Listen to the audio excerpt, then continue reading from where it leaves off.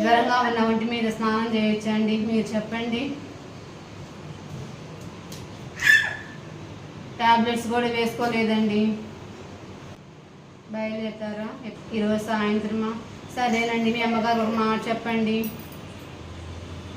Okay అండి, జాగ్రత్త. ఈ అమ్మాయి బాగాలేదండి, ఎవరితో మాట్లాడుతుంది?